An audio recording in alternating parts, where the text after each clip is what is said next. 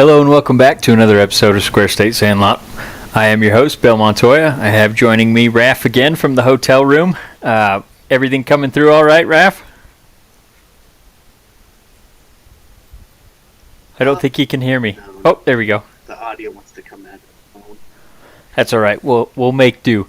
If you need to pop out, I can definitely get it rolling and then bring you back in. Whatever we need to do.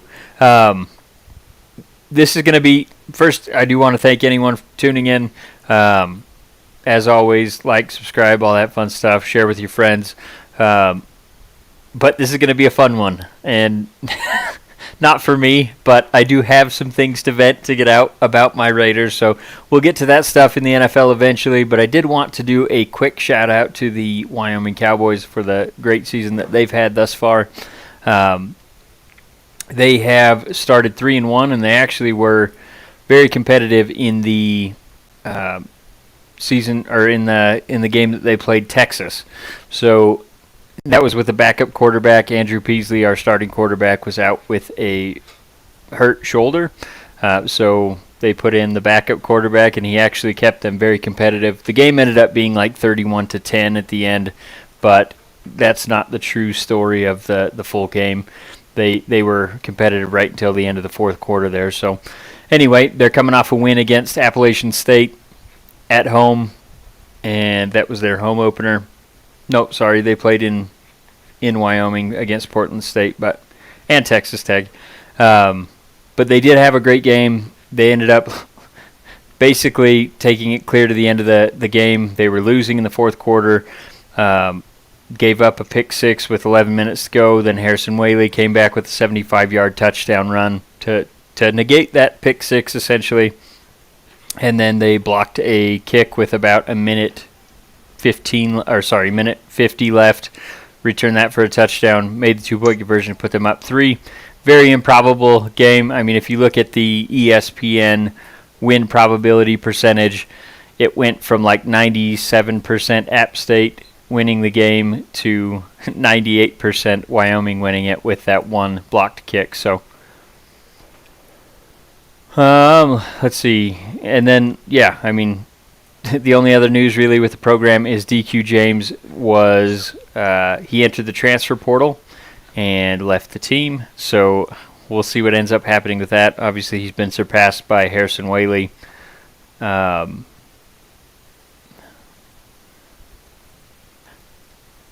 Everything all right, Raph? You not able to hear? I can hear you. I don't know if you can hear me. Yeah, it's pretty quiet, but I can hear you. If you, like I said, if you need to pop out to get your headset paired or whatever you need to do, feel free. I can bring you right back in whenever you're ready. Okay. Uncle Gary, I get alerts for 2 teams in our fantasy football league. I don't know about that.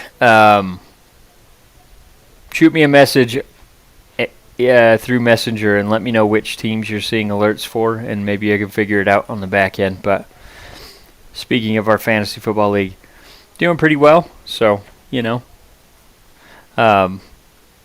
it's been fun so far this season. Definitely some surprising players down and some surprising players up. And I don't know if anyone had the Miami Dolphins, but that was a good game to have starters in on the Miami offense. I know in one of our leagues, one of my friends had Brittany Ryder. She had the backup running back for the Dolphins on her bench, and he scored like 52 points or something like that. So that's a little disappointing for her. But we'll move right into the NFL, and basically just going to go through a recap of the games that were in Week 3, add a little flavor to them, and we'll break those down a little bit. I was hoping to have Raph on for his game, which was the Thursday night game, 49ers versus Giants. Hopefully he'll pop back on, so I'll skip that one for right now, and we'll just go through the rest, and then if Raph jumps back on, he can talk about his 49ers, and I'll add a little flavor for the Giants, which I had as a playoff team this year, and it looks like they are not going to be going into the playoffs. Obviously, it's very early, but we shall see. Uncle Gary, yeah, Colts 2-1 in first place. Definitely didn't see that coming, especially with AR5 going out so early. But Gardner Minshew is definitely a great backup plan. He can definitely play in short bursts. We've often compared him to Ryan Fitzpatrick, where if he has to come in and play a couple games, he does really well. But if you have him start the entirety of a season, probably not going to be good for you. So I definitely liked what they did against the Ravens. Didn't see that outcome happening at all. But your kicker, Gay, I think he kicked 5 field goals. Very impressive showing from him. So that was, and then playing defense with the Ravens. They had been doing pretty well on offense up to that point in the season. So keeping them to 19 was impressive. I think Todd Monken, the offensive coordinator, and Lamar Jackson are going to be really good in that division. But yeah, Colts definitely a surprising team so far this season. So like what I've seen from them. And Anthony Richardson, I mean, what you saw in the first game and a quarter was definitely impressive, what he's able to do, and I think he's just going to continue getting better as the season progresses. Obviously, you hate seeing a guy get a concussion right at the start of the season, but hopefully he can recover from that and maybe take some classes like Tua did to learn how to land a little bit better and avoid those future concussions. So liking what I'm seeing from them. That was a great game for sure. Gary has no faith that he's going to last. We'll see. It's definitely a tough proposition to play 17 games with that style of play in an NFL season. So I definitely agree with you. It's going to be tough for him to stay on the field, but we shall see. And I hope, for your sake, I hope he's able to. Raph, can you hear me? You're still coming through the phone instead of my earpiece. That's all right. You sound a lot better, so let's just go. I talked about the Ravens and Colts game. I skipped your 49ers-Giants game from Thursday night. That was the first one I was going to go into, but since you weren't on, I figured I'd wait. What did you think about your 49ers in that game, and what do you think about the Giants? Well, we were missing Ayuk, and we still did awesome. That was good to see. Were you nervous at all that the Giants were sticking around? I mean, even into the third quarter? I mean, they weren't playing that well. Like, I know they had to come back against the Cardinals and stuff, but they're still trying to find themselves a little bit, so I wasn't too worried. Yeah, I mean, I felt like that was probably one of the games that I should have picked in the Eliminator League. But all right, good night, Uncle Gary. Go Dodgers. I don't know if I can agree with that, but for your sake, I will at least say it. No, yeah, the Giants obviously have not been great, and I feel like seeing what the Cardinals did against the Cowboys maybe gives the Giants a little more credence in coming back, scoring those, I think it was 30-something points unanswered in the previous week. So I don't think the Giants are as bad as they have looked so far this season, but obviously they were missing Saquon Barkley, so that's a huge part of their offense. They were also missing their starting left tackle. So really I thought this was going to be a very lopsided game for you guys in your favor. And I thought it would be that way right from the get-go. But the Giants did stick around at least till the third quarter. So I was getting a little nervous for you because when I sent you the text saying I wish I would have picked the 49ers in the Eliminator, well then Giants came and scored a touchdown. And I think at that point it was 12-17. And then you guys kind of ran away with it after that. But yeah. I mean, let me see. 3. Yeah. Yeah, they did bring it 12-17. I mean, before then it was 6-17. I wouldn't really say that's all that much in there, but Well, I mean, it's a one-score game at that point, but well, unless you ask Josh McDaniels, then it's multiple possessions. But we'll get into that in a little bit. Possessions. Right. uh, okay, so you're happy with their performance. I really think short week, missing Ayuk, that's probably more than you can expect. Like I said, Giants were banged up, but you can only play the games on schedule and play the players that are across the lines from you. So good showing for you guys. I already talked about the Ravens and Colts. Basically just said I was very impressed with the Colts and how they've played throughout the start of this season, even with their backup quarterback in Gardner Minshew playing the last quarter and, well, basically two full games. Anthony Richardson went out in the first quarter of their second game. So anything to add to that game that you needed to get off your chest there, or should we just move on to the next one?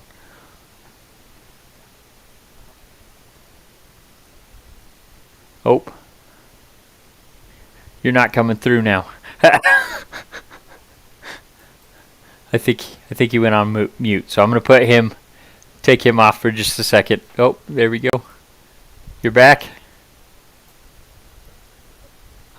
For some reason, your audio is not coming through, so maybe go mute and come back. See if that comes through. But I'll move on to the Lions and the Falcons. I did pick, actually the Vikings and the Chargers. This was one of those games that was very, very entertaining. Went back and forth. The Vikings had the ball right in the red zone with a few seconds left to go. They came down, had 30 seconds left. They got a first down. For some reason, didn't spike the ball. Just let the clock keep ticking. Got down to like 15 seconds before they snapped the ball. Kirk Cousins throws an interception right on the goal line, and the Chargers survive. This was despite Brandon Staley making the call to go for it on fourth, and I can't remember. I think it was 4th and 1 on their own 24 with 2+ minutes to go in the game. Obviously, if they get that first down, game's over because they can just kneel out the rest of the clock. But if you don't get it, Vikings have the ball already in the close to the red zone, and very good chance that they go in and score that. They did need a touchdown since they were down 4, but very curious decision by Brandon Staley, and I think obviously them winning it kind of took some of the shine off of him. But there were so many people saying, what is he even doing? Like, this is the stupidest thing we've ever done. And we'll get into the stupidest thing that was ever done later when I talk a little bit more about the Raiders. There will be plenty of time for that. But Chargers, very curious team. I don't know what they're doing. Brandon Staley is supposed to be a defensive guru, but his defense is giving up tons of points to not great teams. Obviously, he didn't trust the defense to shut out the Vikings if he's going for it on his own 24.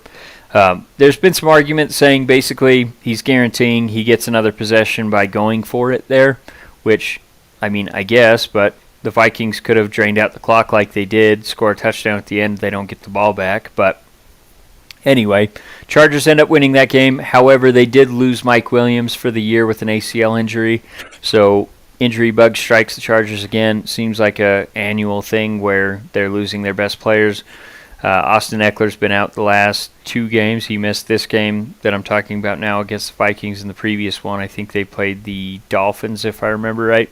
So they're going to need him back if they're going to do anything. They're currently sitting at 1-2, so obviously not a great start, but they did avoid the 0-3 start. However, the Vikings, on the other hand, they did get the 0-3 start, and continuing on with the theme, they are 0-3 in one-score games this season after going 11-0 last season, so you definitely see some of that balancing out. They're surely not happy. And I'll get into more with the trade scenarios and things like that, because I think the Vikings, if they're 0-3 with the cast that they have right now, and they have their quarterback on an expiring contract in Kirk Cousins, I don't know that they obviously don't want to bring him back, or they would have negotiated a contract at this point, extension, whatever. to bring him back for the future. But I think they're ready to move on from Kirk, and I think obviously with him having an expiring contract, it makes sense for them to probably make a move to trade him if they can. The only difficulty with that being he's got 1 year left, so that, I mean, obviously if the team trades for him, they can restructure his contract. But I think a lot of the suitors, such as the Jets, they will be attracted to that 1 year contract since they should have Aaron Rodgers coming back, hopefully at full health to start the season next season. So anyway, moving away from that game, we've got the Lions and the Falcons. And this was one that I thought was a pretty obvious pick, despite my optimism for the Falcons. I think they're a very well-equipped team, especially in that division. I think they just caught the Lions coming off a loss where a lot of people were already starting to write them off. Raf, if you can hear me, I am not getting a notification for you to join. I don't know. Let me send you the link again. Maybe you can use it. So anyway, back to the Lions. Like I said, they were happy to be back in the trenches. And Dan Campbell basically said, we like being in the mud. That's when we play our best. So I think Falcons just basically ran into a difficult situation with the Lions coming off the loss. And they do have some growing to do. They have plenty of offensive weapons. Like we've talked about, their defense is actually probably underrated, above average. Oh, here comes Raph. Falcons are one of my favorite teams to watch just because I love Arthur Smith. I feel like he's an up-and-coming coach, even though he's probably, if he doesn't start to win a little bit more, he's probably on his last year. But I think he would be one of those coaches that's primed to get another opportunity after maybe a year as an offensive coordinator and jump right back in and be successful in the second go-around as a head coach. But anyway, they need better play from their quarterback in Desmond Ridder. So far, they've been able to kind of hide him. And like I've talked about many times, I think Desmond Ridder is a great quarterback, has the potential to be a great quarterback in the NFL. He was great in college, obviously a smaller college in Cincinnati, surrounded by absolutely phenomenal talent in Sauce Gardner on the defense. I mean, they had plenty of weapons on that team that basically made a splash in the playoffs, so in the college football playoffs. So I think he needs to continue to grow, and I think Arthur Smith is the right guy to get him into it. And Raph, you are coming through beautifully, so I think switching to the laptop was the right move. So anything you wanted to add? Troubleshoot later. Yeah. Anything you wanted to add to the Lions and Falcons matchup, or Chargers and Vikings? I just got done talking about them as well. So. No, I mean that was the Chargers and Vikings. They're both kind of in the same position. Yeah. Honestly, I feel like they were both just fighting for their season to continue at that point. I mean, 0-3 is not quite the death sentence it used to be when you didn't have the additional team getting into the wild card. So we'll probably see those stats start to come up a little more on teams that start 0-2 or 0-3 making the playoffs. It's not quite the death sentence it used to be with that additional game plus the additional wild card spot. So, but I feel like 0-3 is a huge hole to climb out of, especially if your division is playing well. Luckily for the Chargers, their division's not playing well, and the Vikings, Packers are probably better than most people thought they were going to be. They're better than I thought they would be. I was not expecting that comeback, so. No, I was expecting it, but I thought it would start a lot sooner. I definitely picked the Packers in that, and as soon as Carr went out, not like he was, playing out of his mind or anything. They'd only put up 10 points with him, and then the defense scored that other touchdown. Or no, sorry, it was a punt return for a touchdown. So not like they were having a phenomenal offensive showing, but when Jameis came in, it seemed like the team kind of took a step back, and defense gave up a bunch of points, and Packers came back and won it. But yeah, I just feel like that division is, other than the Bears. Poor Bears. Packers and Lions are probably going to be tough to surpass when you give them a 2-3 game head start. So, all right, moving on. We've got a game that we probably won't talk much about, but Dolphins and Broncos. Dolphins put up a 70 burger on the Broncos, and this is probably salt in the wound for the Broncos because they obviously had a rough start. Sean Payton had been running his mouth all offseason, basically saying that Nathaniel Hackett was a hack and had the worst coaching showing ever produced. And Karma. So far, Nathaniel Hackett had a better record at this point in the season. He also never gave up 70 points. Granted, they did switch defensive coordinators, so there's a little bit difference there. Vance Joseph, I mean, I feel like he's already on the hot seat because the one strength of that team last year was their defense, and it does not appear to be carrying through this year. Obviously, the offense is a little bit better, but, I mean, you scored 20 points and you gave up 70. That's not a great recipe for success. And I already alluded to this, but the backup running back for the Dolphins had 52 fantasy points. So that's probably not a good thing either. I mean, Mike White came in and threw a 70-something yard touchdown, and that was to Robbie Chosen, who was cut earlier. I can't even remember who cut him. I think it was the Jets. Signed on to the practice squad for the Dolphins, got the start today, or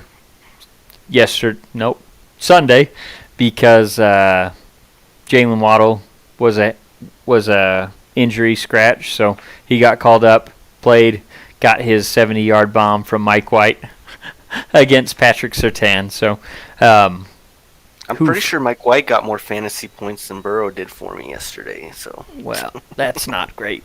Yeah. We'll get into the Bengals a little bit later when we talk about the Monday night matchups, but they've definitely been struggling. Anything you need to add to the Broncos Dolphins? I don't think there's much you need to break down in a 70-20 loss, but no, I mean if anybody's on Instagram, they've seen all the memes already. So Broncos ball boy put 70 points on him. So yeah, that's the salt in the wound. I guess I probably should have talked about more is they didn't even have any interest in Mike McDaniel interviewing him, and he ended up putting up 70 points on them a year later. So the guy, I mean, he came from that same tree as Sean McVay, Shanahan. Who was the other one? There was 4 of them.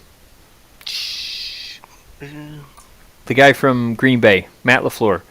Oh yeah. All 4 of those guys were on the Commanders, formerly Redskins, formerly Washington football team, all at the same time as offensive people, and you've seen what they've done to wreak havoc on this league. So Mike McDaniel definitely looks like an early candidate for Coach of the Year, and Tua has surpassed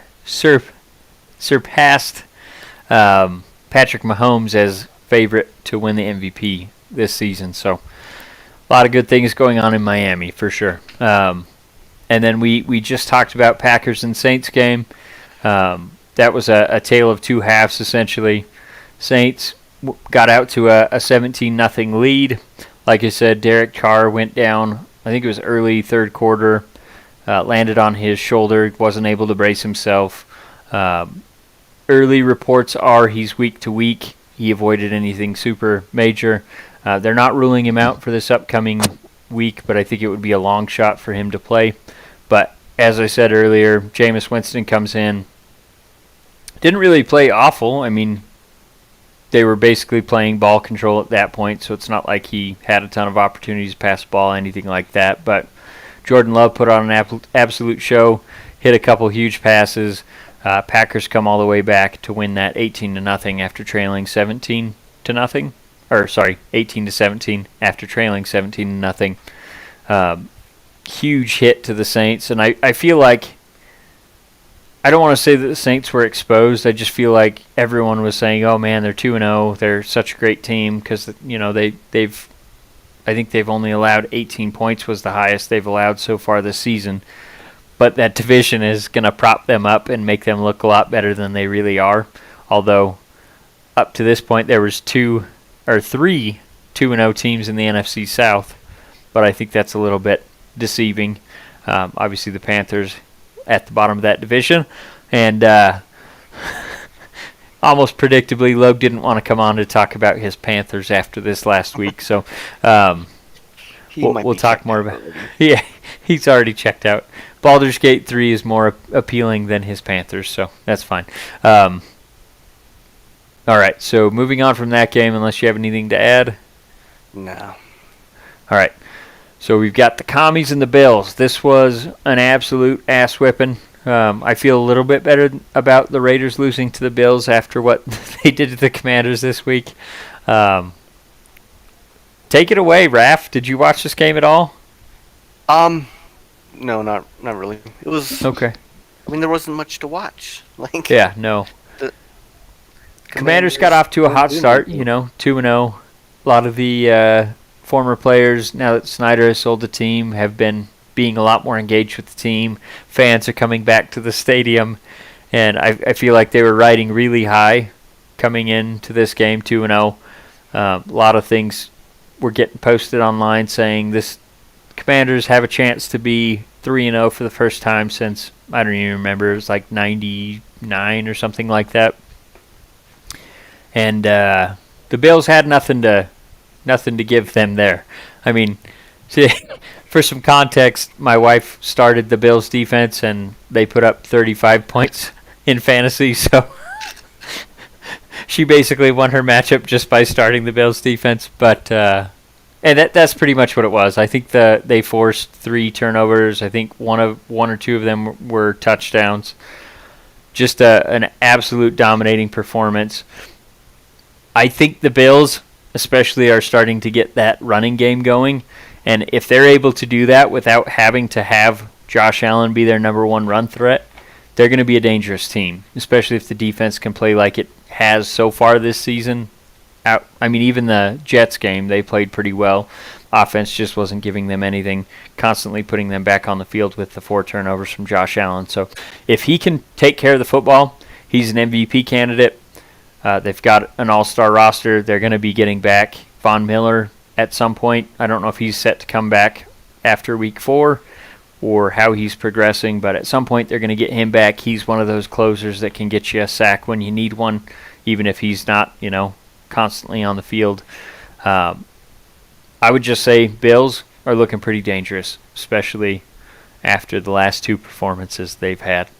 Granted, they haven't been against the best competition, but looking pretty good. So, and one thing I will say, DeMar Hamlin, obviously he's back. He's been a healthy scratch the first 3 weeks.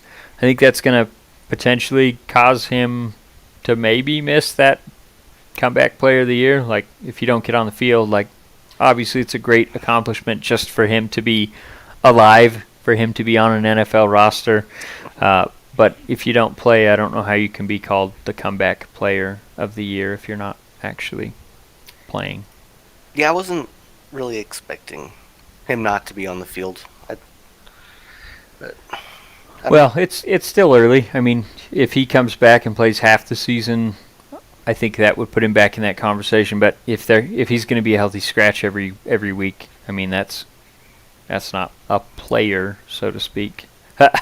Like I wonder if he's lost his edge, and now it's a PR nightmare to fire him. I mean, it definitely could be, but he only was playing because Micah Hyde and what's the other, Poyer, those 2 were banged up last year, so that's the whole reason he was on the field. I mean, he was a backup last year that was forced into action, so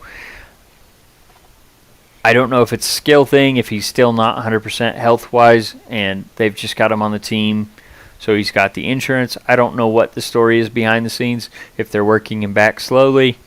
I just hope he gets back to 100% and actually starts making impact in the game. Obviously, I'm not saying he doesn't deserve comeback player of the year if he does come back and actually starts to play, but I just don't see how he could win it just by, being a healthy scratch every week. So hopefully he's trending in the right direction and actually starts to get playing some special teams or something so he can get back in the action and get more comfortable if that's what it is. I mean, me being in that situation, I have no idea how I would react, but I imagine there's got to be some kind of like, I don't know, mental aspect to it as well. So anyway, moving on from... There's just no info about it, so... Right, yeah. Well, I'm sure they're going to keep it close to the cuff because really, I mean, it's his personal health information, so they don't really need to give it out if it's mental health, whatever. Yeah. Anyway, Texans-Jaguars. This was one of those games that was absolutely shocking to me. What did you think about this one? Did you get to watch it at all? Just highlights? Anything? Just some highlights. I don't know. Like, just a lot of teams are not performing as expected right now. I don't know what's going on. And like you were talking about, like, you know, the Vikings and those teams being out of the loop, but like there's only 3 undefeated teams left, I think. There's Like- a lot of parity this year. I'll look up the standings. Like I think it's just Dolphins, Niners, and Eagles left that are undefeated. Like normally there's still like some 5-0 teams. Yeah, Like you're right. a bunch. So Those are the 3. Yeah. I feel like the standings just in general can be a lot closer while teams are figuring themselves out. Yeah, and I don't know. It seems like this is almost the norm anymore just because as the CBA continues to progress, they start getting rid of a lot of the padded practices and things like that. So with the 3 instead of 4 preseason games and then obviously the lack of padded practices, I feel like, and a lot of coaches have alluded to this as well, through about the first 4 weeks of the season, it almost feels like it's preseason, but obviously the games count. So I don't think you're going to truly see what a lot of teams are until you hit that week 4 mark, and a lot of the players, especially rookies, that's when you'll start to see what the teams are closer to being, and then rookies should start to make more of an impact and settle in once they hit that week 4. So yeah, it's tough to say, but man, one rookie in this game, C.J. Stroud, he's looking like the real deal. Obviously, it's very early into this conversation, but he looks like he should have been the first quarterback selected, not Bryce Young, but he wasn't far behind. So he's essentially, he threw for 280 in this game, 20 for 30 with 2 touchdowns, no interceptions. But he was over 300 yards in the previous 2 games. So he's on pace to break all of Cam Newton's records. I can't remember who the other ones were up there with Cam to start their NFL careers. But, I mean, he's right up there with the upper echelon of rookie quarterbacks to ever play the game. So very impressive so far from him, especially on a team that's probably not the most talented. Tank Dell, I picked him up on waivers, started him last week, and I mean he's had a couple good games, so he looks like he's a hit. And then they have Will Anderson. I mean, they took your defensive coordinator, made him a head coach, and it looks like their front office is starting to make a lot of the right moves. So I don't know that it's necessarily their year, but that division's definitely not the toughest. I mean, Colts currently lead it at 2-1, and that's kind of a surprise. But Jags and Titans are currently 1-2, just like the Texans. So I don't want to say it's wide open, although I feel like it could be because the South is probably one of the weaker divisions. But I don't think this is the year for the Texans, but I wouldn't be surprised to see them right in that conversation next year for best in that conference, and maybe even one of the better teams in the AFC. So moving on to the Browns and Titans game, this one was very confusing for me. Same here. Yeah. I felt like we had a decent read on the Browns after their performance against the Steelers. They go into Tennessee, and Tennessee's usually one of those teams that's going to play up to their competition, not necessarily down, just because Mike Vrabel, who he is as a coach, Typically, they're a scrappy team.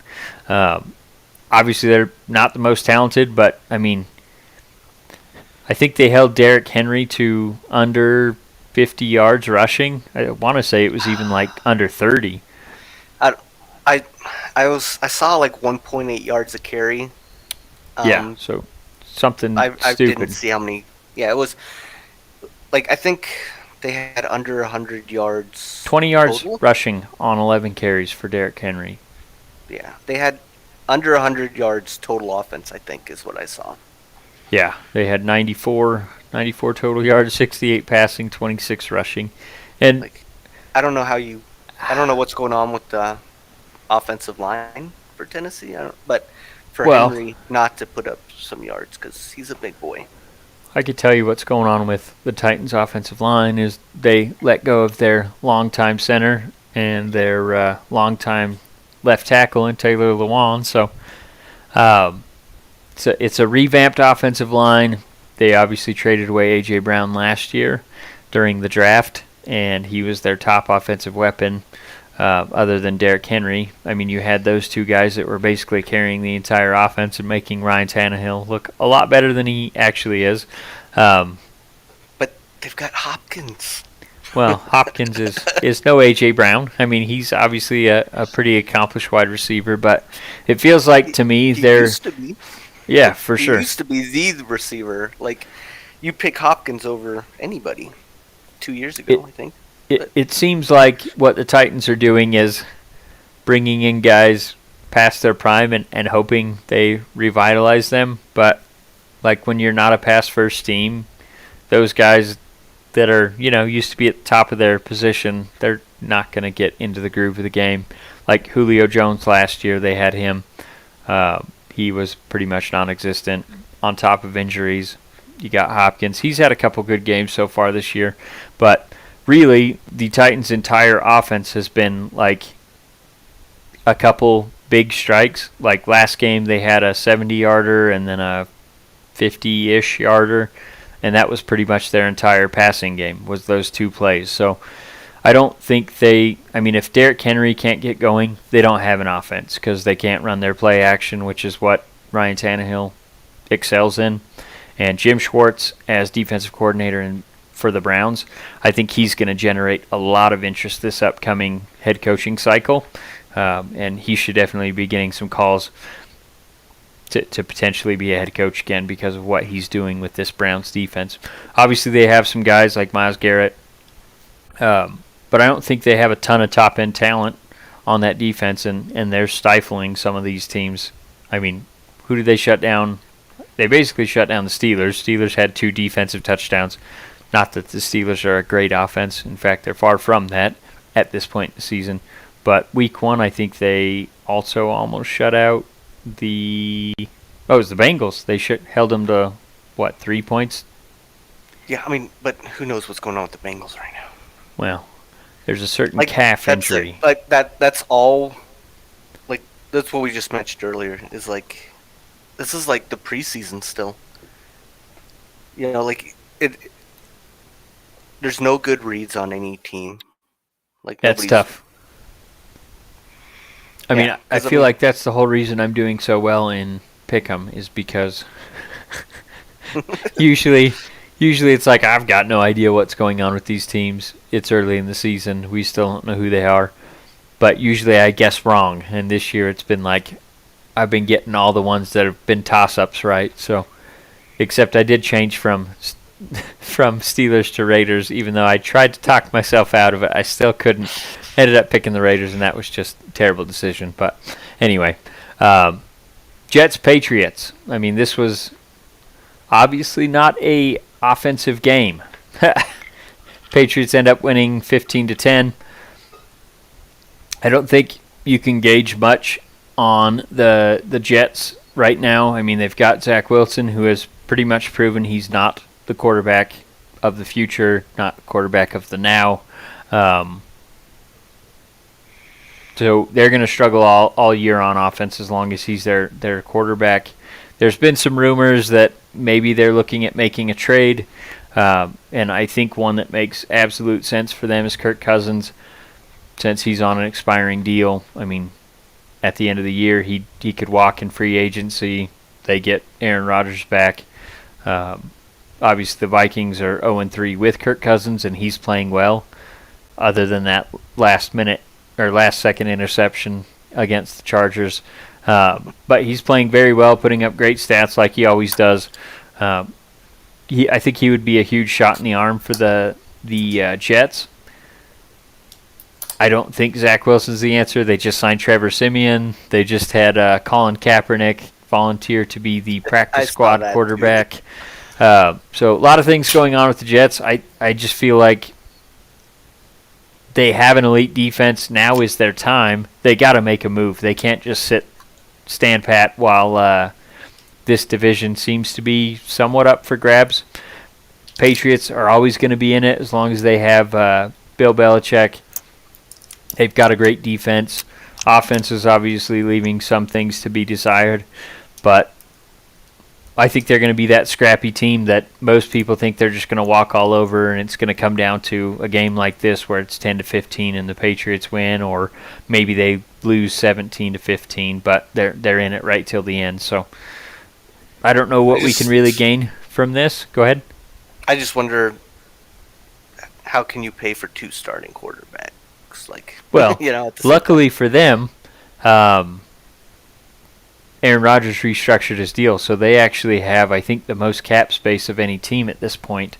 So they kind of made room. I don't know what they were making room for, but that was right before the start of the season. He restructured his deal. So I think Kirk Cousins is on a manageable, like $35 million contract for this last year. So I think they could probably, without even restructuring, bring him on, but if it's close, they could obviously restructure Quinnen Williams or one of those long-term guys deals and make room for him without causing issues for the cap going forward next year. So they're one of those teams that set up, and it just seems like the stars are aligning with the Vikings being down and this being their window to win, in theory. Like I said, I think the Bills are off to too hot of a start for the Jets to catch up, even though they did beat them head-to-head week 1. I just think that there's too much ground to keep up if they don't make a move right now. So we'll see what happens with that. As of right now, Vikings have kind of pushed back on any trade rumors or anything like that, but wouldn't be surprised to see, if the Jets offer them even a late round pick, because at this point he's just going to walk in free agency. If they can get something back and alleviate that salary cap, maybe they can make a move to bring in a free agent. I don't know who's still out there, but anyway, that's probably enough. Jets, Patriots, Seahawks, Panthers. This game was actually pretty interesting, a lot more interesting than I thought it would be, with Andy Dalton starting for the Panthers. Seahawks, I thought, were absolutely going to throttle them. They ended up winning by 10, but it was pretty close right till the end. Seahawks continue to be an offensive juggernaut, but defense has not come along just yet. Panthers basically don't have a great offense, and they gave up 27 points to them. So I don't know if there's a ton to say here. Do you have anything that you wanted to add? I know Seahawks are your second favorite team. No, not really. Okay. Nothing. Yeah. I don't care about that game. I mean, it was crazy because Seattle, up until basically the end of the third quarter, they had kicked 5 field goals, and that was their entire offense. So, because I do have their kicker on my fantasy team. Like, what's going fantasy on? Action, huh? Yeah, I was like, that was a little crazy. It was helping me out, but they were just kicking them to death. I thought it was a little funny that all they could squeeze out were field goals, but yeah, I mean, 5 field goals through basically 4 minutes left in the third quarter. Then they finally scored their first touchdown. So that was definitely a peculiar game. I think the Panthers' defense it's good, but obviously losing Shaq Thompson and probably going to lose Brian Burns if they can't get a deal done for him. Those could be some big hits, and their offense isn't good enough. They keep putting the defense out there. So I actually ended up dropping the Panthers' defense. Well, I guess I put in some waiver claims to get a different defense, but we'll see how that goes, just because I feel like the offense is not going to do enough to keep them off the field to be the type of defense that I think that they could be. Say they drafted C.J. Stroud and kept Steve Wilkes around, but we won't beat a dead horse. So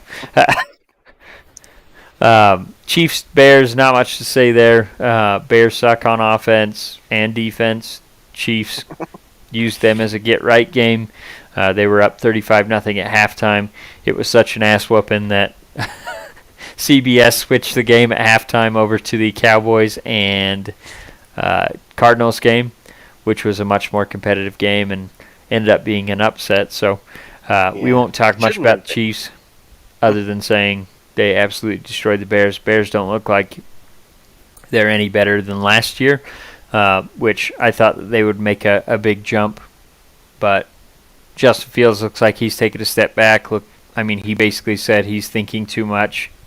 I think some of it comes with learning a new offense, but some of that instinctual stuff he did last year where he would say, first read's not there, second read's not there, go. Because he's got that dynamic playmaking ability with his legs. That hasn't even been there this year. I think they've called under 10 designed runs for the quarterback this year, and that's his entire game. Well, not his entire game, but it builds off of that. Opens more possibilities for him. I think the kid can throw, but when he's just sitting in the pocket and trying to make all the reads and make the throws, you can see he's thinking it's taking too long for him to process his reads, and he's not making the right play. So we'll move on from that game, but I wouldn't give up on Justin Fields just yet. But the Bears are looking to be probably the worst team again this season, so they might have that number 1 draft pick overall. And Vegas has given up on the Bears because I think when I saw it, the Broncos were like 3.5 point favorites, even though they just had 70 points scored on them. So that's going to be a tough game to watch next week, and in the Bears Thursday. And the. Oh, is it Thursday? Yeah, there's all sorts of jokes about flexing it to Wednesday at 3 a.m. That's what I was just going to say, is I saw the joke saying, please flex this game to Wednesday at 3 a.m. because it's going to be that bad. But, Thursday night games are already bad enough, but when you put the 2 worst teams in the NFL essentially in them, it's going to be real bad. And who had the Broncos? Obviously I picked them last in the division, but I didn't think they were going to be one of the last or the worst teams in the NFL. And that's what it appears that they are. But anyway, speaking of teams we thought were going to be worst in the league, Cardinals at Cowboys. This one was, we'd already talked about, let's pump the brakes on the Cowboys, calling them, the favorites to win the Super Bowl and all that fun stuff because they hadn't played anyone. And obviously they destroyed the Giants on opening night in New York, 40-0. Offense just never showed up for the Giants. Defense didn't show up either. That game was pretty much over by halfway through the second quarter. So I think that score was a little deceiving because I feel like the Giants pretty much gave up. And then obviously they play the Jets with no Aaron Rodgers the next week, and they pretty much handle them. No surprise there. But they play what everyone predicted to be the worst team in the NFL in the Cardinals. Jonathan Gannon, the strange duck at head coach, that had already given up basically 2 huge leads in the second halves of games up to this point in the season. So everyone was thinking, Dallas got off to a bad start, but it's fine. It's the Cardinals. They'll give up a ton of points in the second half, and they'll win. That just didn't happen. Josh Dobbs looks like he is playing out of his mind at this point. Running backs are playing very well. Hollywood Brown's doing just enough to be a threat out there at wide receiver, and the defense has actually been surprising. So Cardinals are probably one of those teams that have surprised me a lot just by being competitive, being in games, and obviously knocking off the Cowboys. Yeah. But I'm just curious, Dallas fans, are we still them boys right now, or we backed off? Because it seems like a lot of them are a lot quieter this week on social media. But that's just me, or is it just me? Are you friends with any Cowboys fans? Not any like serious Cowboys fans. Like I do have Cowboy like friends that are Cowboys fans, but like they don't pay that much attention. Yeah, I've got some that are, diehards that have been posting pretty seriously so far this year, but like I said, it's been pretty quiet this week, so wonder why. Yeah, like I mean, like the whole set of games, the Cowboys versus the Giants, and then Giants and Cardinals, and now Cardinals and Cowboys, like none of that like makes any sense. Yeah, it's been a strange start to the season. Maybe the for sure. Cardinals have found their groove.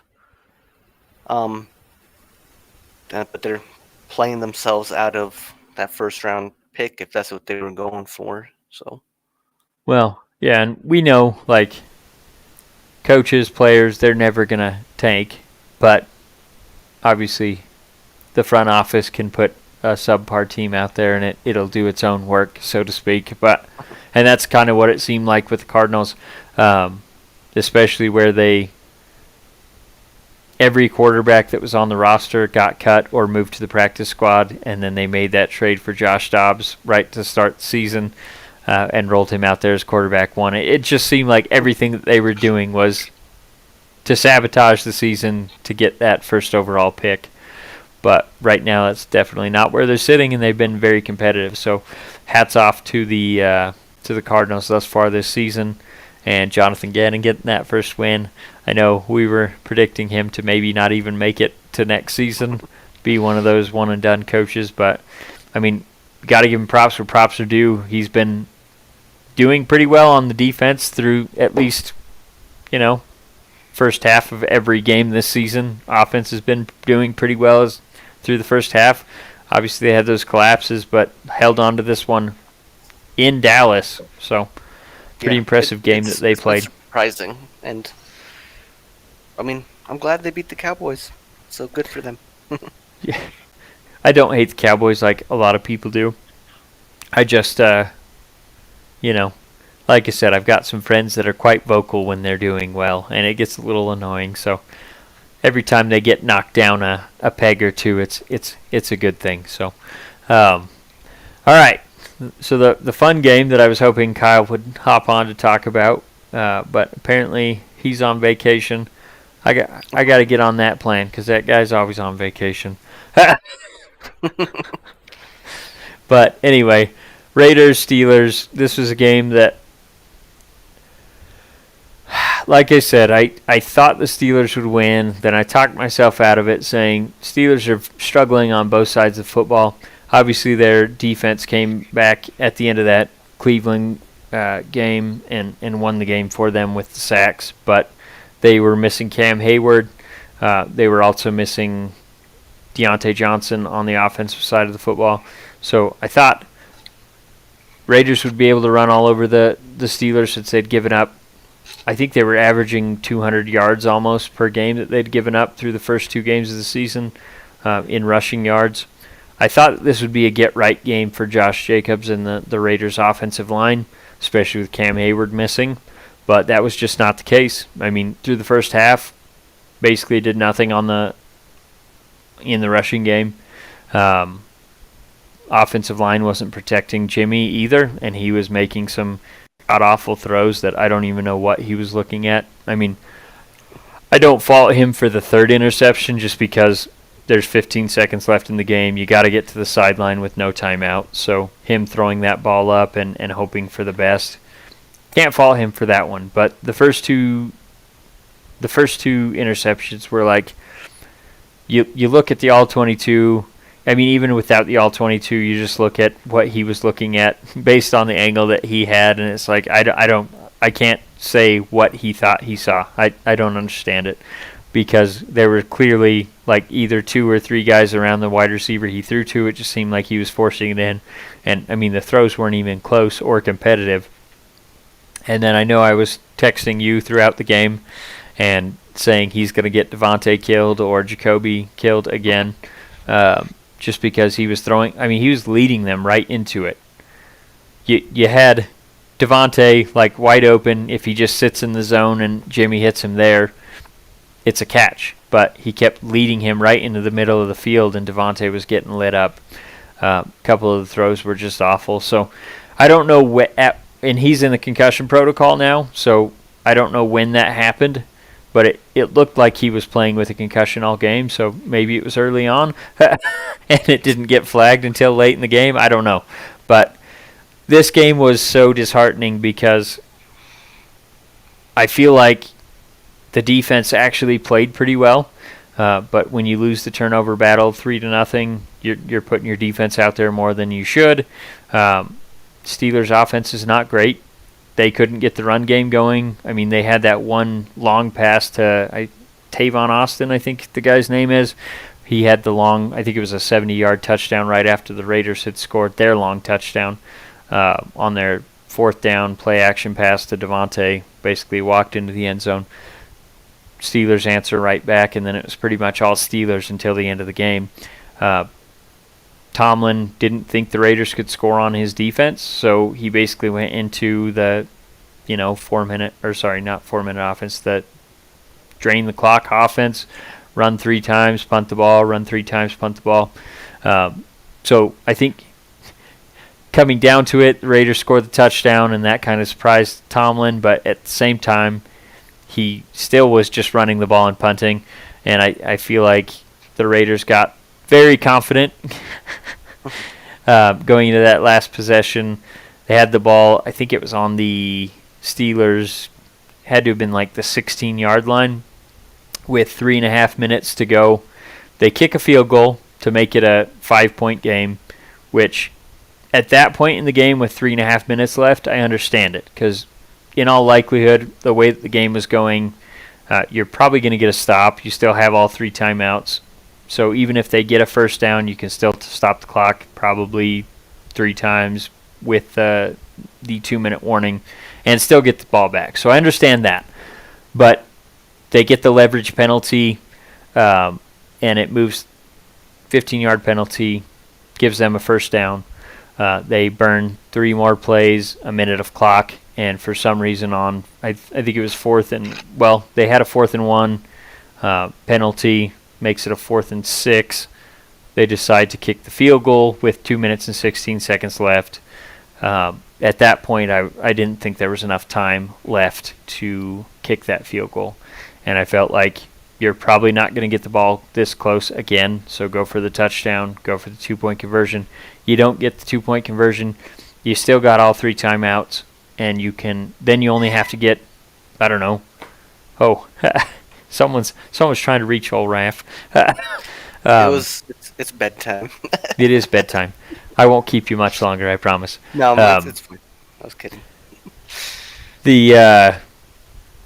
Like I said, you don't have to get very close for Daniel Carlson to kick a field goal. Yeah, he's kicked a 63-yarder before, so at that point, you didn't have enough time to run to get it back down the field for a touchdown.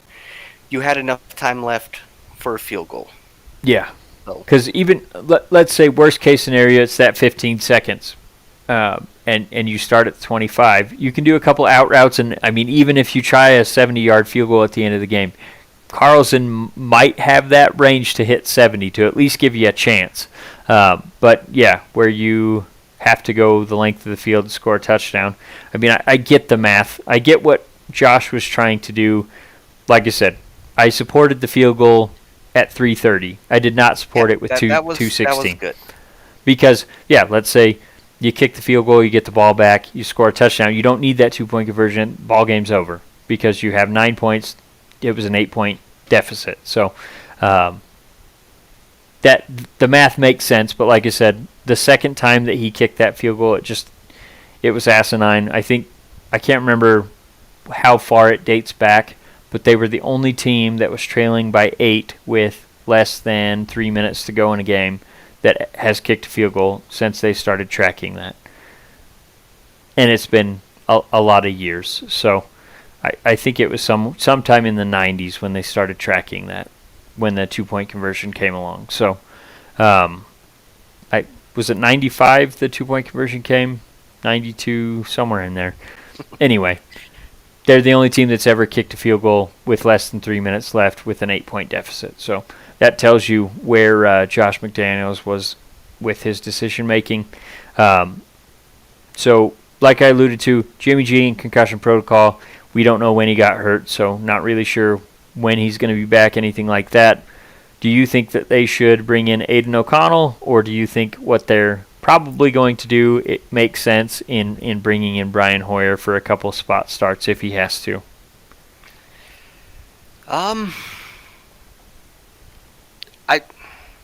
What is O'Connell on the practice squad right now? No, he's on the active roster, but he's been the emergency quarterback, so the only way that he would have been able to get into a game up to this point in the season is if both Hoyer and Jimmy G were to get hurt and couldn't play.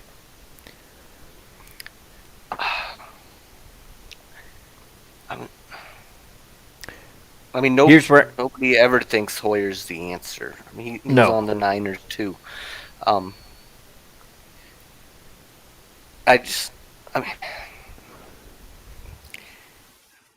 don't know what McDaniels is thinking. So. Well, I don't think anyone ever knows what that guy's thinking but him. So here's where I struggle with that decision. I'd love to see Aiden O'Connell come in and start because obviously I feel like he's probably more of the future than Jimmy G. Kind of want to see what he can do in a real game. Obviously, he dominated the preseason, so that's great to see. But preseason's preseason. I want to see what he can do when the Bullets are live. But at the same time, you have Davante Adams, you have Josh Jacobs, you have Max Crosby. You've got these guys that you don't want to waste their prime. And putting in a rookie quarterback with no experience, I mean, that kind of signals that you're kind of looking towards the future rather than trying to win now. Not that I think Hoyer's a better option. Really, Hoyer's shown that he's not the best option in several stops along the way. But it just sends that message to your team that we're not trying to win now. We're trying to evaluate for the future. And that's problematic. How much did O'Connell play in college? I think he was a 3-year starter at Purdue, right? I want to say Purdue. I'm not. Yeah, I don't know. Aiden O'Connell. Yeah, Purdue. That's right. And like I said, I think he was a 3-year starter. So he's like 24-ish. So he's definitely an older rookie. Maybe the Brock Purdy effect, you know? That's what I'm thinking. Not that I don't want to bank on that because... Well, yeah, but you know... It's very rare. Hoyer is not the answer. Yeah, we already know Hoyer's not the answer. So that's why I'm like, I want to see what O'Connell can do, especially since everyone's talking... You have nothing to lose. Exactly. But again, you're saying that message to the guys that are in the midst of their prime, and that's why I think Davante Adams trade request is probably imminent. Honestly, he's already. I mean, in his after game interviews, he was basically saying, "Hey, I don't have time to wait around. Like I'm getting up there in age. I'm trying to be an all-time player. So if we're not sure what we're doing on offense, if we keep having these, like I didn't come here to lose. Essentially, he was looking at it like Aaron Rodgers is probably leaving the Packers. We're probably going to have a couple down seasons. I want to go somewhere where I can win. Raiders were, in theory, on the upward trajectory, coming off the playoffs appearance with Derek Carr.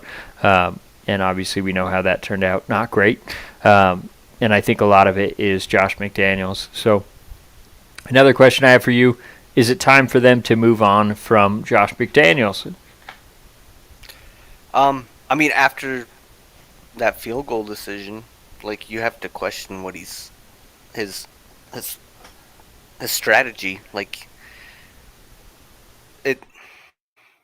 And right, he was the one that like was about to get hired and then he quit, or he like changed his mind, right? Wasn't that? Yeah, the Colts offered him the Yeah. job. He accepted it and then backed out at the last minute. So, Like he's granted, the rumor about that was they had Jim Irsay over to their house to like finish up the contract details and everything, and Jim Irsay was in his bathroom for like an hour and a half, so they got weirded out and backed out. But I don't know how true that is.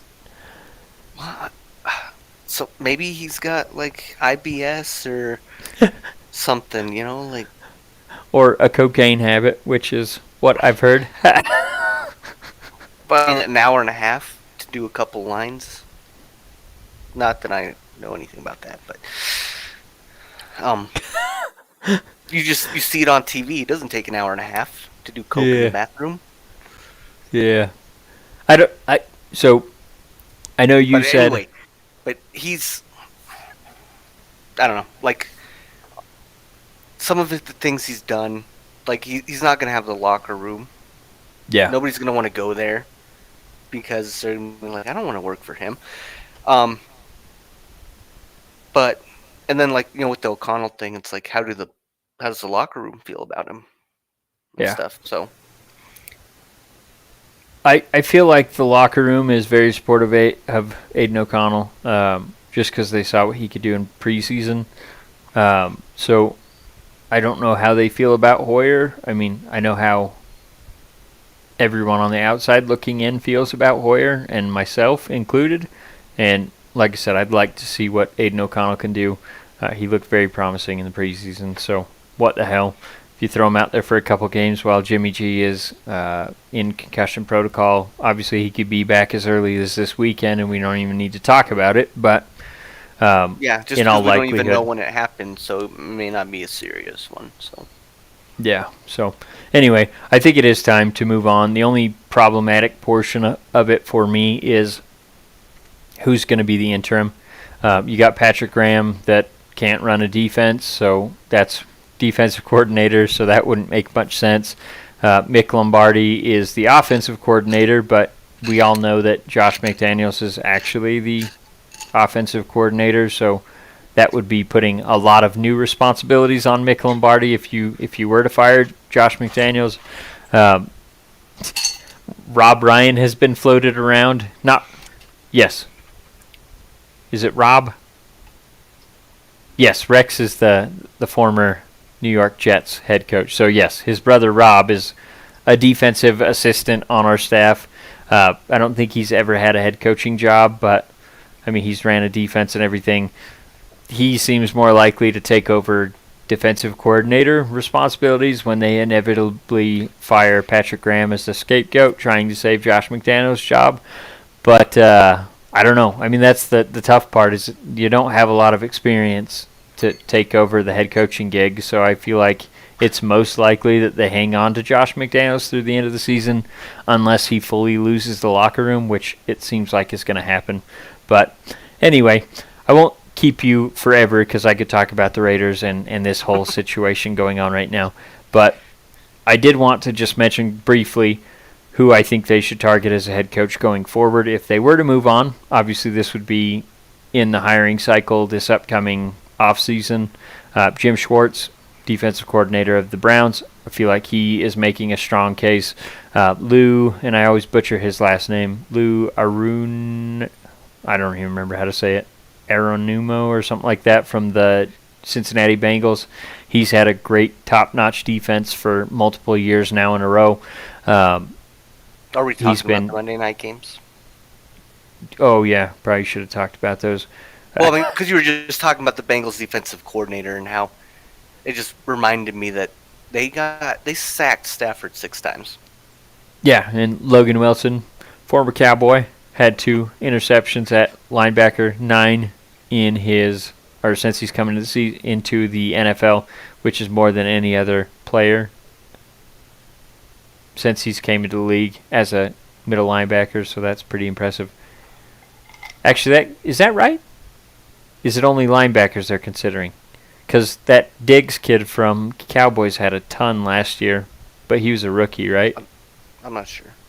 Yeah. Anyway, briefly, Bengals played very well against the Rams on defense, not so much on offense. Burrow still looks like he's tender in the calf area, hasn't looked himself. But this was a situation where you're weighing risking him re-aggravating it and missing multiple games versus you go 0-3, your season's probably over. So feel like him gutting. Yeah. I feel like him gutting that out was obviously beneficial to the Bengals, and they get the win. And then quickly, Eagles beat the Bucks pretty soundly. Eagles' defense was stifling. Didn't have to do much on offense, but did enough to win. So, and also the only Kelce Swift tandem I care to talk about is Jason Kelce and DeAndre Swift. So, I mean, I don't care to talk about any Eagles, but wow, you gotta love Jason Kelce. okay. I mean, he's the one saving factor in Philadelphia. Is him. There you go. All right. I don't think. But I mean, so my phone beeping was it going to like silent mode, so I don't hear people texting me anymore after 10 o'clock. It wasn't actually my bedtime. it pretty much is. I mean, like I said, I could go on about the Raiders for literally ever. And I think I just had one more question for you about the Raiders, if you want to entertain it. And it was just Dave Ziegler is obviously their GM that they brought in to work with Josh McDaniels because they're former college buddies, former teammates, worked with the Patriots organization forever together. So do you think he deserves to stay on as the GM if they were to move on from Josh McDaniels and hire a second head coach? So, like, I don't really know who makes the draft picks with the Raiders. Ziegler. I mean, they've said, okay, so how it's been broken down is they obviously work very closely together to assemble the roster. Josh has input, but final say is always going to be Ziegler. So ultimately, like I said, he could defer to McDaniels on a couple picks here or there, but I would say the responsibility of the roster has been almost exclusively Dave Ziegler. So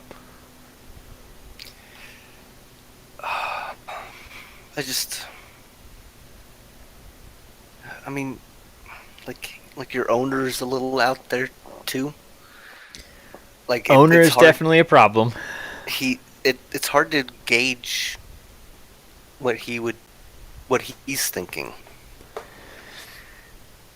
Well, I know I don't know Mark very well. I mean, we've had him as the owner for I think it's the last 12 years that he's since he inherited the team from his father passing. Al Davis, I do know this. If Al had hired Josh McDaniels, he never would have been allowed to make it to the podium to give his post-game press conference after this loss to the Steelers. And so I know just by that Mark Davis is a lot more patient of a man than Al Davis was.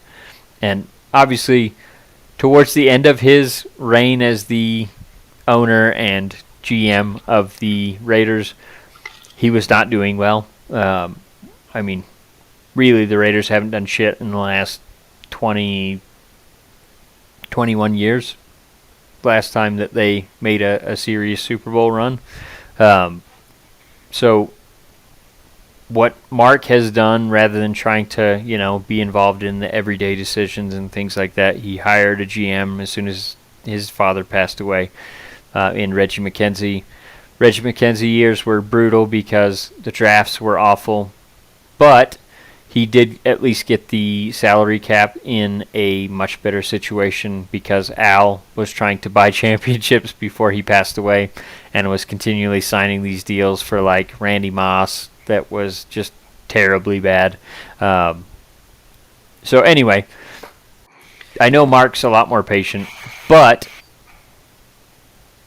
I do want to highlight that the draft picks that they have made in the past 2 seasons have not been great. Dylan Parham and Thayer Munford have probably been the best draft picks that they made from last year. Well, I guess 2 years ago at this point. And then this previous draft, I mean, they drafted Jacorian Bennett. He's been competing, been a starting cornerback, so at least we know he's good. But Tyree Wilson, obviously a lot to be determined on him thus far with injury and missing basically all of training camp. First 2 games he played was awful, and he only played 11 snaps in this 3rd game against the Steelers because he was out sick all week, and they said that he was struggling to basically catch his breath because of whatever he had illness-wise. But anyway, a lot to be desired, and then free agency, what they've acquired so far is Chandler Jones is their big splash move. They made the trade for Davante Adams. Davante Adams trade has worked very well, but obviously that made it so they didn't have a 1st and 2nd round pick last year. So There's just so many like dominoes, or like that. Maybe that's not the right word. There's so many different like factors with what's going on with your team. It's like, if you get rid of McDaniels and then you get rid of Ziegler so he doesn't keep hiring his friends, then you're kind of giving up and you have to start over. So then you're gonna lose Adams and Jacobs, and then you're just maybe really Max. starting over. Yeah. Yeah.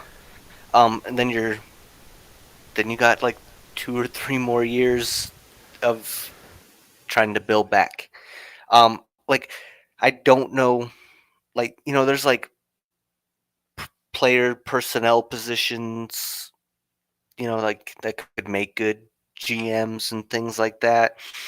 I haven't looked at those scenarios on other teams. It's like, who's making good picks, on other teams that they could hire. I've no idea about like the GM market right now. Yeah.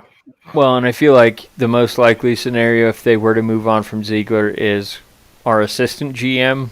I can't remember his.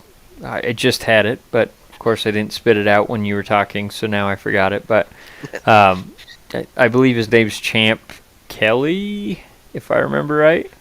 Assistant GM, I think he would be the most likely to just step in and take over.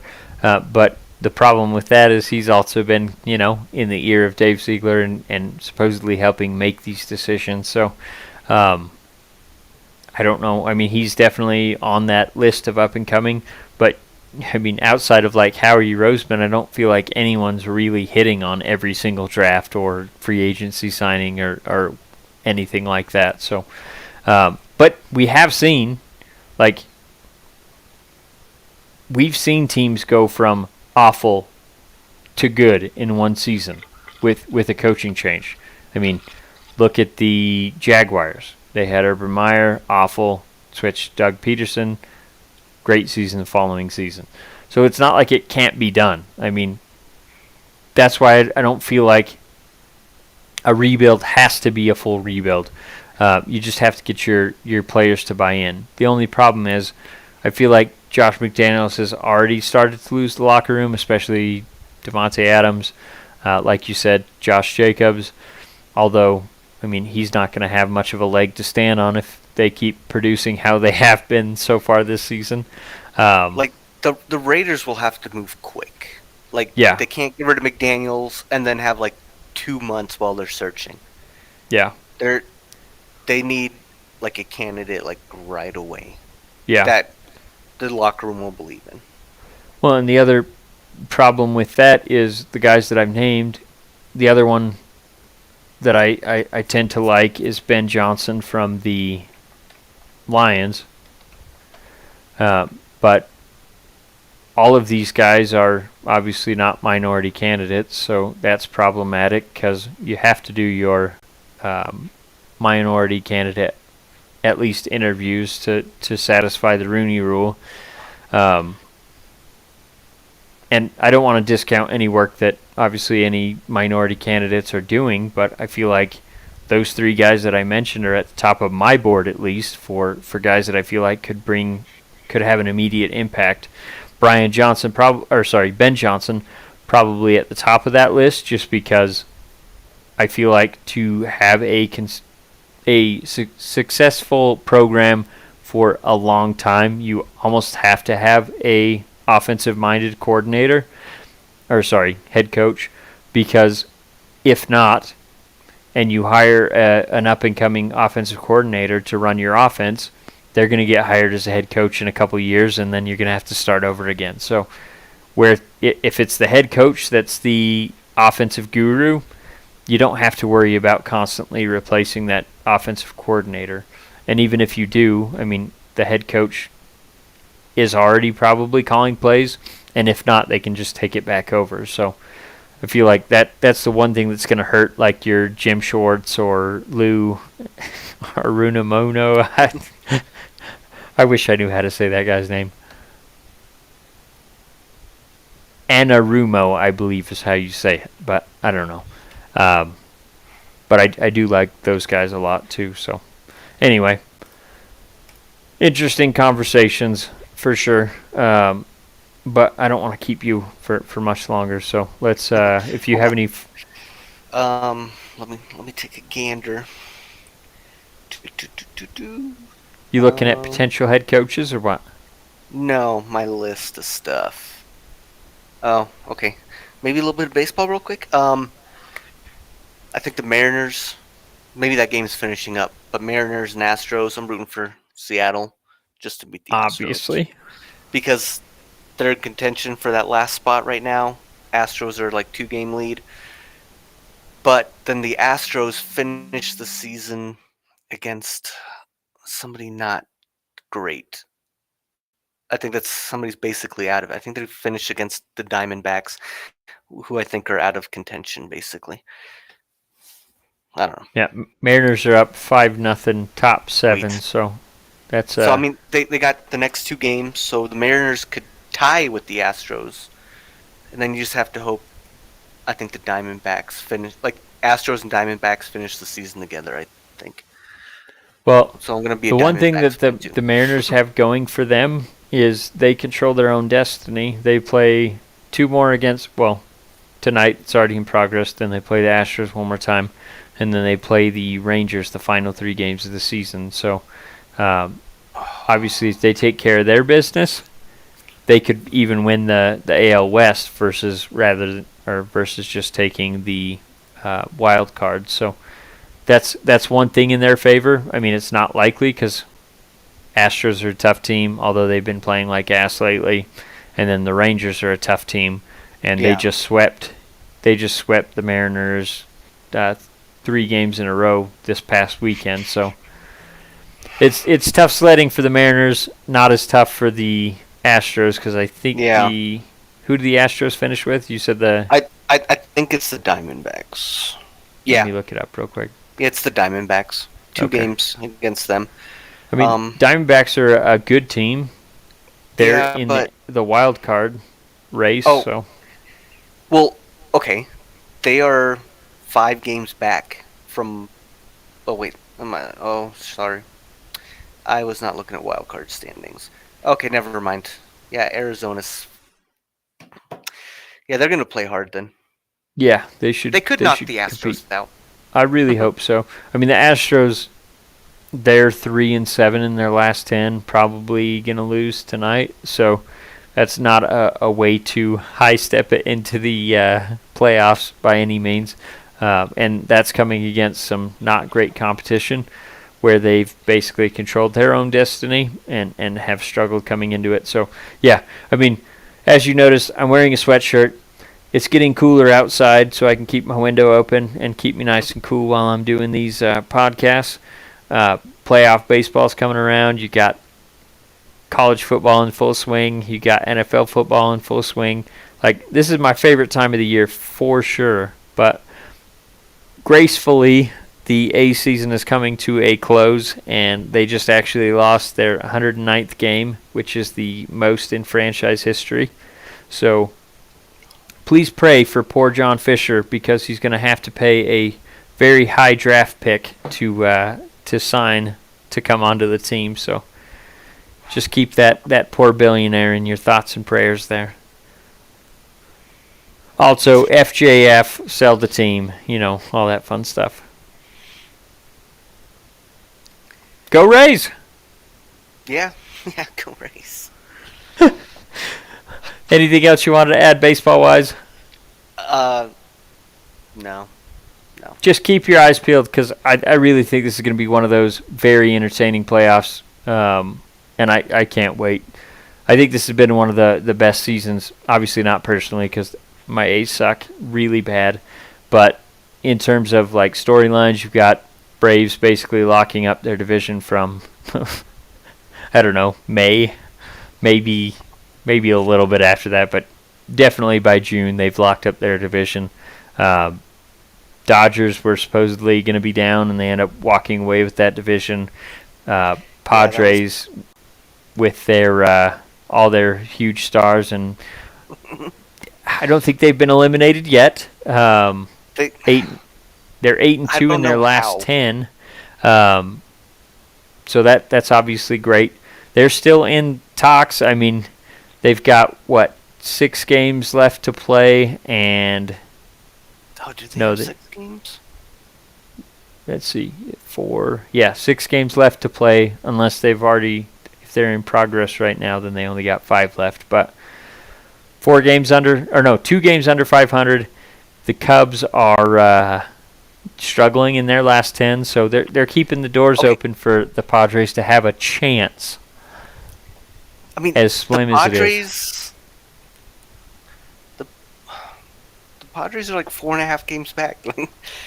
I don't know. With 6 to go, so yes, I don't not see not how likely. They're not I feel like they should be mathematically eliminated already, but I'm sure the magic number is down to like 1 or 2, but it's not likely. And they've already announced that they're likely to cut payroll quite a bit from where they're at right now. So I'm sure they'll sell off a couple of assets. But I think they will be a little more competitive, especially if they get rid of A.J. Preller and keep Bob Melvin around, bringing in a GM that's more willing to look at, factual things based in facts, and let the manager do his job. So anyway, you mean tight race. Watch that movie about the A's? Yeah, there you go. Moneyball. Yeah.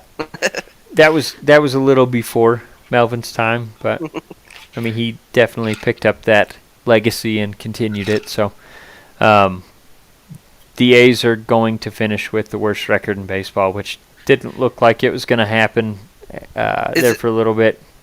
Like this year, but not like. Is it all time worst? No. Okay, well there we go. Yeah, 42 is the worst, and they've already got 48 wins with 6 games to go or 5 games, however many.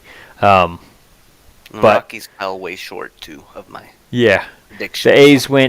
The A's are 2-8 in their last 10, and Kansas City Royals are 8-2 in their last 10, and they were neck and neck for the worst record in baseball. So right at the end there, the Royals pulled ahead.